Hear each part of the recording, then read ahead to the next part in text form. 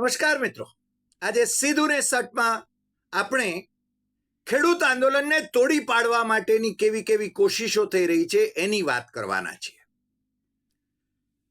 પંજાબ, હરિયાણા, હિમાચલ, ઉત્તર પ્રદેશ એના ખેડૂતો દિલ્હી તરફ કૂચ કરી રહ્યા છે અને એ આંદોલનને કચડી નાખવા માટે સરકાર કેવા કેવા પેંતરા રચી રહી છે એ આપણે બધા જાણીએ છીએ.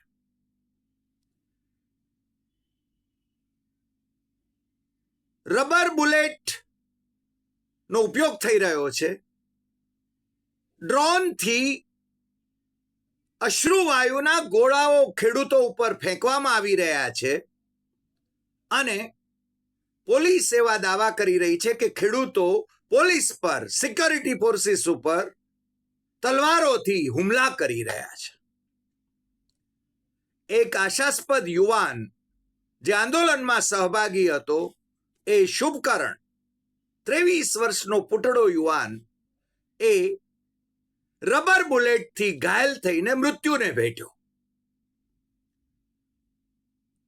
એક પ્રીતપાલ સિંહ કરીને બીજા ભાઈ જે આંદોલનમાં સહભાગી છે, એમની અવસ્થા ગંભીર છે.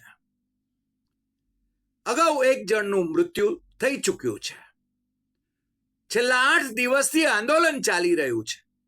4 વખત મંત્રણાઓ કેન્દ્રના 3 મંત્રીઓની સાથે યોજાઈ, પરંતુ માનનીય વડાપ્રધાન નરેન્દ્ર મોદીએ 2011માં એ જ્યારે મુખ્યમંત્રી હતા અને ભારત સરકારના વર્કિંગ ગ્રુપના એ ચેરમેન હતા, ત્યારે એમણે ખેત ઉત્પાદનો માટે જે એમએસપી ડોક્ટર સ્વામીનાથનના અહેવાલને અનુરૂપ, એટલે કે C2+50%, એટલે ખર્ચ જે થાય ઉત્પાદનનો એનાથી દોઢી રકમ એ ખેડૂતને મળે તો એને ઉત્પાદન કરવામાં રસ પડે અથવા તો એનો ફાયદો થાય. આત્મહત્યાઓ કરવા વાળા ખેડૂતોની સંખ્યા હજારોની અંદર હતી અને અમારા મિત્ર નરેન્દ્ર જાધવ એમની અધ્યક્ષતામાં મહારાષ્ટ્ર સરકારે એક અહેવાલ પણ તૈયાર કરવાનું કહ્યું હતું અને માનનીય વડાપ્રધાન જ્યારે મુખ્યમંત્રી હતા ત્યારે વિદર્ભમાં જઈને ખેડૂતોની આત્મહત્યાઓની બાબતમાં કકળાટ મચાવતા હતા. આમ તો એમના વચનોની જે લાણી હતી 2014ના ઇલેક્શન વખતે, એની યાદી બનાવીએ તો બહુ લાંબી થાય એમ છે.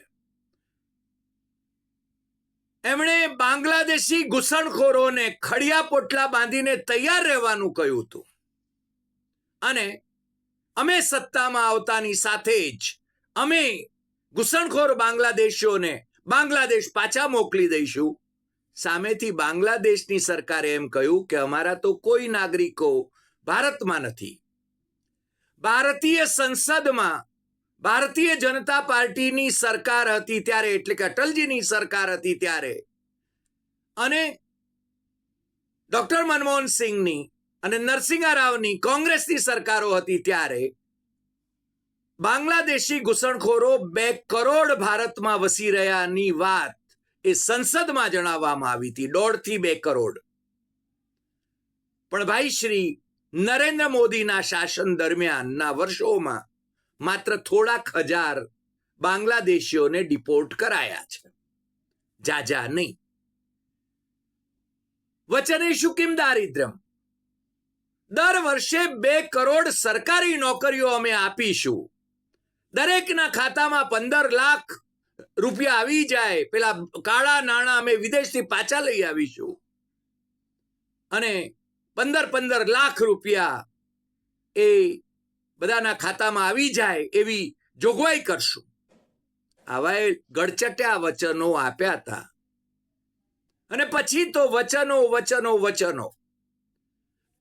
2047માં આમ કરી નાખીશું, પણ 2022માં બધાને ઘર આપવાના હતા, 2022માં ખેડૂતોની આવક ડબલ કરવાના હતા, પરંતુ જ્યાં સુધી વિકાસનો દર 10% ન થાય ત્યાં સુધી ખેડૂતોની આવક બમણી કરી શકે નહીં એવો જે અહેવાલ હતો એ અહેવાલ એમણે ક્યારે પ્રસિદ્ધ ન કર્યો. એમએસપી આપવાની એમની જે વાત હતી એ હવાઈ ગઈ અને ઉપરથી પેલા 3 કાળા કાયદા જે લઈ આવ્યા ઉદ્યોગપતિ મિત્રોના લાભાર્થે, એની સામે ખેડૂતોએ આંદોલન કર્યું. 1 વર્ષ સુધી આંદોલન ચાલ્યું અને 700 ખેડૂતોના જાન ગયા અને નરેન્દ્ર મોદીએ માફી માંગીને 3 કાળા કાયદા પાછા ખેંચવા પડ્યા હતા.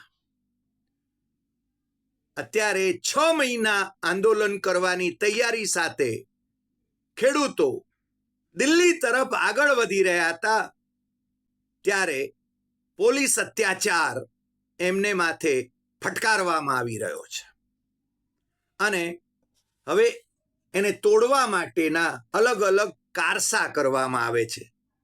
આપણે અગાઉ જેમ કહ્યું હતું એમ કે ખેડૂત આગેવાનો જે છે એ અને કેન્દ્રના મંત્રીઓ છે એ એમની મીટિંગ જ્યારે થાય, એમની મંત્રણા થાય ત્યારે એમાં પંજાબના મુખ્યમંત્રી ભગવંતસિંહ માન કેમ આવે અને ભગવંતસિંહ માન આવે તો પછી હરિયાણાના મુખ્યમંત્રીને મનોહરલાલ ખટ્ટરને પણ બોલાવવા પડે અને હિમાચલ પ્રદેશના કોંગ્રેસી મુખ્યમંત્રીને પણ બોલાવવા પડે અને ઉત્તર પ્રદેશના મુખ્યમંત્રી યોગી આદિત્યનાથને પણ બોલાવવા પડે. પરંતુ ભગવંતસિંહ માનનો પપેટ તરીકે ઉપયોગ કરવા માટે અને પંજાબ ભારતીય જનતા પાર્ટીના અધ્યક્ષ સુનિલ જાખડ પાસે નિવેદન કરાવીને એનો આખો દોષનો ટોપલો આ મંત્રણાઓ નિષ્ફળ ગઈ, કારણ કે ભગવંતસિંહ માન એમાં આડા પાટ્યા હતા એવું કહી શકાય. આ સુનિલ જાખડને તમે જાણો છો કે સુનિલ જાખડ એટલે બલરામ જાખડ જે આપણા લોકસભાના કોંગ્રેસી સ્પીકર હતા એમના સુપુત્ર, જે પંજાબ કોંગ્રેસના અધ્યક્ષ હતા. એમને પંજાબ કોંગ્રેસના અધ્યક્ષ હતા ત્યારે ખૂબ અન્યાય થઈ ગયો અને એ ભારતીય જનતા પાર્ટીમાં જોડાઈ ગયા અને માનનીય વડાપ્રધાન નરેન્દ્ર મોદીને ઉધારીના નેતાઓ જ અધ્યક્ષ તરીકે ખપે છે. એટલે પંજાબમાં ભારતીય જનતા પાર્ટીના અધ્યક્ષ તરીકે સુનિલ જાખડ છે આજે. એમ તો કેપ્ટન અમરિંદર સિંહ કોંગ્રેસી મુખ્યમંત્રી હતા, પતિયાલાના મહારાજા, એ પણ અત્યારે ભારતીય જનતા પાર્ટીમાં છે, પણ અત્યારે કોઈ એમનું નામ લેતું નથી. આ ખેડૂતો આ બધા ભાજપી નેતાઓના ઘર સામે દેખાવો કરી રહ્યા છે, પ્રદર્શન કરી રહ્યા છે, આંદોલન કરી રહ્યા છે. આજે ખેડૂતોનો એક બહુ જ મોટો અને બુલંદ અવાજ જાટ નેતા અને 4 રાજ્યોના રાજ્યપાલ તરીકે નરેન્દ્ર મોદીની સરકારે જેમને નિયુક્ત કર્યા હતા અને જેમણે પુલવામા નું આખું છે ને સત્ય એ પ્રજાની સમક્ષ મૂકી દીધું કે તે શું રહસ્ય હતું એ પ્રજાની સામે બેનકાબ કરી દીધું અને એ બુલંદીથી નરેન્દ્ર મોદીની સરકારને પડકારે છે. એ સત્યપાલ મલિક, ગવર્નર સત્યપાલ મલિક, એમને ત્યાં એ હોસ્પિટલમાં છે છેલ્લા કેટલાક દિવસથી અને એમની ગેરહાજરીમાં એમને ત્યાં સીબીઆઈના દરોડા પડ્યા, એમના ડ્રાઈવરને ત્યાં દરોડા પડ્યા, એમના સાથીઓને ત્યાં, એમના મિત્રોને ત્યાં, રાજસ્થાનમાં, દિલ્હીમાં, ઉત્તર પ્રદેશમાં, મુંબઈમાં સત્યપાલ મલિક સાથે જે લોકો સંકળાયેલા હોય એ બધાના ત્યાં દરોડા પડ્યા સીબીઆઈના. અને એમણે ટ્વીટ કર્યું કે ફરિયાદીને આરોપી બનાવવાની આ જે વાત છે તાનાશાહની, એમનો શબ્દ પ્રયોગ છે તાનાશાહ, નરેન્દ્ર મોદી માટેનો શબ્દ પ્રયોગ છે. એમણે ટ્વીટ કર્યું છે એક્સ પર. એ કહે છે કે હું ખેડૂત પુત્ર છું અને ખેડૂત પુત્ર છું એટલે હું એમનાથી ડરવાનો નથી, મારે ત્યાંથી શું મળે. સત્યપાલ મલિક એ જાટ નેતા છે અને તમને ખ્યાલ હશે કે રાજસ્થાનમાં ચૂંટણી આવી રહી હતી વિધાનસભાની, ત્યારે સત્યપાલ મલિક એ જાટ બહુલ પ્રદેશોમાં જઈને વાત કરતા હતા, લોકોને જગાડતા હતા, ત્યારે ઉપરાષ્ટ્રપતિ વારંવાર આંટા મારતા હતા. જયદીપ ધનખડ એ પણ જાટ નેતા છે અને નરેન્દ્ર મોદીના વખાણ કરતા હતા. સામાન્ય રીતે રાષ્ટ્રપતિ કે ઉપરાષ્ટ્રપતિ એ રાજકારણમાં સહભાગી ન થાય. આમ છતાં એમણે જે નિવેદનો કર્યા એ વખતના મુખ્યમંત્રી અશોક ગેહલોતે એનો વિરોધ પણ કર્યો હતો. આ સત્યપાલ મલિકને ત્યાં દરોડા પડ્યા એટલું જ નહીં, તમને ખ્યાલ હશે કે તૃણમૂલ કોંગ્રેસના જે સાંસદ હતા, જેમની સાંસદી ગઈ, એક પક્ષી તપાસને પગલે એ મહુવા મોઇત્રા એમના કનેક્શન વાળા હીરાનંદાનીને ત્યાં પણ દરોડા પડ્યા અને પાછું ઉપરથી ખુલાસો કરવામાં આવે છે કે આને છે ને મહુવા મોઇત્રા સાથે કોઈ સંબંધ નથી. સીબીઆઈના દરોડા પડે છે. તમને ખબર છે કે chief justice of India RM લોઢાએ સીબીઆઈને માટે જે શબ્દ પ્રયોગ કર્યો હતો એ તમને ખ્યાલ છે. પિંજરે મેં બંધ પોપટ, તોતા, પિંજરે મેં બંધ તોતા. એ પોપટને જે વાણી વધાવવા માંગે સરકાર, સત્તાધીશ, પછી એ કોંગ્રેસની સરકાર હોય કે ભાજપની સરકાર હોય, એ એટલું જ બોલે, એટલું જ કરે જે અત્યારે ઈડી કરે છે. અને આ આંદોલન જ્યારે ચાલી રહ્યું છે ત્યારે એને કઈ રીતે તોડવું એના નુસ્ખાઓ શોધવામાં આવી રહ્યા છે. મેં કહ્યું એમ કે ગઈ વખતે મંત્રણાઓમાં ચોથી મંત્રણા જે હતી એમાં ચીફ મિનિસ્ટર ભગવંતસિંહ માનને મૂક્યા હતા, એમને તેડાવવામાં આવ્યા હતા. અને પછી સુનિલ જાખડે એમના પર દોષારોપણ કર્યું કે મંત્રણાઓ નિષ્ફળ બનાવવા માટે. આ પણ એક કારસો હતો. અને આજે એક નવો ખેલ થયો છે.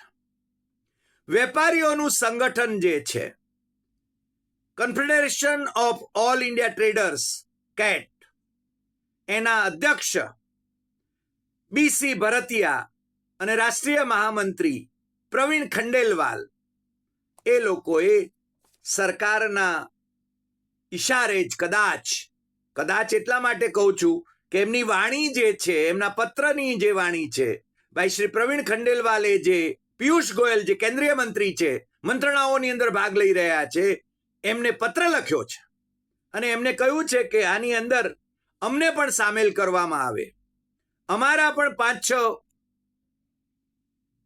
પ્રતિનિધિઓ એમને મંત્રણાઓમાં સામેલ કરવામાં આવે અને નરેન્દ્ર મોદીને મારવાની ખુલ્લી ધમકી આપી છે, ખુલ્લેઆમ ધમકી આપી છે, એનો અમે વિરોધ કરીએ છીએ.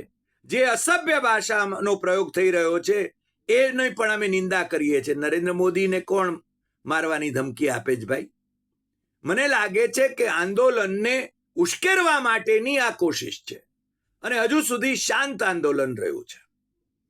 એની ઉપર અત્યાચાર કરીને એને છે ને હિંસક બનાવવાની કોશિશ હોય અને ખેડૂતોની જે મૂળ માગણીઓ છે MSP ની C2+50%, એ માગણીઓ માન્ય કરવા માટેના સંજોગો અને એ ગળચી કેન્દ્ર સરકારની પકડાઈ રહી છે. કારણ કે નરેન્દ્ર મોદીનું જ કમિટમેન્ટ હતું, મુખ્યમંત્રી હતા ત્યારે. તો પછી અત્યારે વડાપ્રધાન છો તો કેમ નથી કરતા ભાઈ? અમે ગુજરાતના કેટલાક ખેડૂતો આગેવાનોને પૂછ્યું કે અમને જણાવો તો ખરા 2-4 ખેત ઉત્પાદનોની કોસ્ટ ઓફ પ્રોડક્શન કેટલું થાય છે, એ અમને જરા કેલ્ક્યુલેટ કરીને કોને, તો કોઈ કહી નથી શકતું. અમને એમ હતું કે સાગર રબારી જે આમ આદમી પાર્ટીના નેતા છે અને જે જાગતા અભ્યાસી એવા ખેડૂત આગેવાન છે, એમને પૂછ્યું. મને કે બસ હમણાં તમને કાઢીને આપું છું. પછી થોડી વારમાં ફોન આવ્યો કે મારું છે ને લેપટોપ છે ને એ ક્રેક થઈ ગયું છે. મને લાગે છે કે માની લઈએ ક્રેક થઈ ગયું. પાછું અમને ખુલાસો એ કર્યો, કારણ કે ચુની કાકાએ મને વર્ષો પહેલા લેપટોપ આપ્યું હતું એમ પાછું કહે છે. પણ ગુજરાતના ખેડૂતોને અને ખેડૂત આગેવાનોને જરા પણ રસ હોય એવું મને નથી લાગતું કે 23 જે ખેત ઉત્પાદનો છે જેની MSP આપવી જોઈએ એમાં કોસ્ટ ઓફ પ્રોડક્શન કમસે કમ ગુજરાતની અંદર કોસ્ટ ઓફ પ્રોડક્શન કેટલું આવવું જોઈએ અને C2 પ્લસ 50% એ કેટલું થવું જોઈએ અને આપણે ત્યાં માર્કેટ યાર્ડમાં કેટલા ભાવ ઓછા ભાવ અપાય છે એની વાત એનો કમ્પેરેટિવ ડાટા આપવો જોઈએ. સદનસીબે અમારા ભત્રીજા રામ અશ્વિન જીતુભાઈ દેસાઈ ખેરાળુના એણે મને કહ્યું કે હું તમને એક ટેબલ બનાવીને આપું છું અને મને શ્રદ્ધા છે કે અશ્વિન એ ટેબલ બનાવીને આપશે કે અમુક જે ખેત ઉત્પાદનો છે એના ઉત્પાદન માટેનું એટલે કે કહ્યું ને C2 પ્લસ 50% એટલે MSP કેટલી થવી જોઈએ એ મને લાગે છે કે કેલ્ક્યુલેટ કરીને આપશે જે ખેડૂત આગેવાનો કરી શક્યા નથી. પણ અશ્વિને મને આ ખાતરી આપી છે અને મને શ્રદ્ધા છે કે અશ્વિન એ કરીને આપશે. પણ આ જે આંદોલનને તોડવાની કોશિશ થઈ રહી છે એમાં છે ને બહુ સ્પષ્ટ સંકેત એ આ વેપારીઓ કૂદી પડ્યા છે. ખરેખર તો વેપારીઓ એ જો વાજબી ભાવ ખેત ઉત્પાદનોનો આપતા હોત તો પછી સમસ્યા જ ન હોત, MSP ની જરૂર જ ન હોત. પરંતુ આ જે કૂદી પડ્યા છે એમની જે વાણી છે અથવા તો એમના જે નિવેદનો છે એ નિવેદનો ખેડૂત આંદોલનને તોડવા માટેની દિશામાં આગળ વધી રહ્યા હોય એવું લાગે છે. કારણ એ કહે છે कि खंडेलवाल ने कांग्रेस पार्टी के पूर्व अध्यक्ष राहुल गांधी और पंजाब के CM भगवंत मान से मांग की है क्योंकि वे MSP देने की जोरदार वकालत कर रहे हैं तो सबसे पहले कांग्रेस कर्नाटक में और आप सरकार पंजाब में किसानों को राज्य सरकार की ओर से MSP की गारंटी दे. यह उनके अधिकार क्षेत्र में आता है और जिसके लिए उन्हें केंद्र सरकार से स्वीकृति लेने की कोई जरूरत नहीं है. ममता बनर्जी यानी वेस्ट बंगाल की जो चीफ मिनिस्टर है और TMC की सुप्रीमो है, ममता बनर्जी सहित MSP का समर्थन कर रहे मुख्यमंत्रियों को पहले अपने राज्य के किसानों को उनकी फसलों के लिए MSP की गारंटी देनी चाहिए. હવે આ ભાઈ જ્યારે આ ડાપણ કરી રહ્યા છે ત્યારે એમને એ પ્રશ્ન નથી થતો કે નરેન્દ્ર મોદી 2011માં જ્યારે મુખ્યમંત્રી હતા ત્યારે MSP નો આગ્રહ કરી રહ્યા હતા દિલ્હી સલ્તનત પાસે. ડોક્ટર મનમોહન સિંહ વડાપ્રધાન હતા, એમની ઠીકડી ઉડાવતા ઉડાવતા એ કરી રહ્યા હતા. તો એમણે કેમ ગુજરાતના ખેડૂતોને MSP નો આપી ભાઈ? આજે છે ને એમણે જે જાહેરાતો કરી છે, હવે એ જાહેરાતો કેટલી અમલી બને છે એ આપણે એના તરફે નજર રાખીશું. પરંતુ પોતે જે વાત કરી છે, પોતે જે વચન આપ્યું છે એનો અમલ પોતાના રાજ્યમાં મુખ્યમંત્રી હતા ત્યારે કર્યો નથી. પરંતુ હવે આ confederation of all India traders એની પાસે કેવડાવવામાં આવે છે કે આ કોંગ્રેસીઓ અને પેલા આમ આદમી પાર્ટી વાળા અને પેલા તૃણમૂલ વાળા બેન એ MSP આપે. કેમ ભાઈ, રાષ્ટ્રીય કક્ષાએ MSP આપવામાં હું વાંધો તમને? અને વાત છે ને ખેડૂતોના આંદોલનની રાષ્ટ્રીય કક્ષાએ છે. ઓડિશાની અંદર પણ તો તમે છે ને નવીન પટનાયકનું નામ કેમ નથી લેતા ભાઈ? દક્ષિણમાં પણ જેને ખેડૂતો આંદોલન કરી રહ્યા છે એનું કેમ નામ નથી લેતા? આ યોજનાબદ્ધ રીતે આ વધુ એક પ્રયાસ છે ખેડૂત આંદોલનને તોડવાનો. આપણે એવી અપેક્ષા કરીએ છીએ કે ખેડૂત આંદોલનને હિંસક બનાવવા, ઉશ્કેરવા માટેની કોશિશો થઈ રહી છે ત્યારે ખેડૂત આગેવાનો એ શાંતિપૂર્ણ રીતે પોતાની વાત રજૂ કરે, એને માટે આંદોલન કરે એવી આપણે અપેક્ષા કરીએ છીએ. અને હું એમને બિરદાવું છું કે એમણે દિલ્હી તરફની કૂચ એ હમણાં મોકૂફ રાખી છે. અને શુભકરણ ની જે હત્યા થઈ છે, પોલીસની રબર બુલેટથી, એવું ખેડૂત આગેવાનોનું કહેવું છે, તો એના વિશે ન્યાયાલયીન તપાસ થવી જોઈએ. ગઈ વખતે 700 ખેડૂતોના મૃત્યુ થયા હતા 2020ના આંદોલન દરમિયાન, પણ એના માટે સાદી શ્રદ્ધાંજલિ પણ સંસદમાં અપાયાનું મને તો જાણ નથી. મને લાગે છે કે નરેન્દ્ર મોદી એ પોતે જે વચનો આપ્યા છે એ વચનોનું પાલન કરે અને પછી ત્રીજી વાર વડાપ્રધાન બને તો આપણને કોઈ જ વાંધો નથી.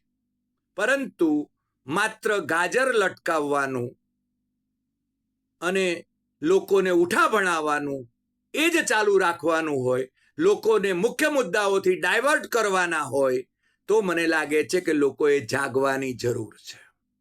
અને હું માનું છું કે લોકોએ જાગતા રહેવું જોઈએ. અમે જે વાત કરી રહ્યા છીએ એ તમે ચકાસી લેજો. તમારામાંથી પણ જે લોકો અમને C2 પ્લસ 50% એ ગણીને જો મોકલાવે 23 ખેત ઉત્પાદનો માટે, તો મને ખૂબ આનંદ થશે અને એ હું રજૂઆત તમારા નામ સાથે કરીશ. આજે આટલી વાત. ફરી મળીએ છીએ રાતે 9 ટકોરે. તમે અમારી સાથે જોડાયેલા રહેશો. નમસ્કાર.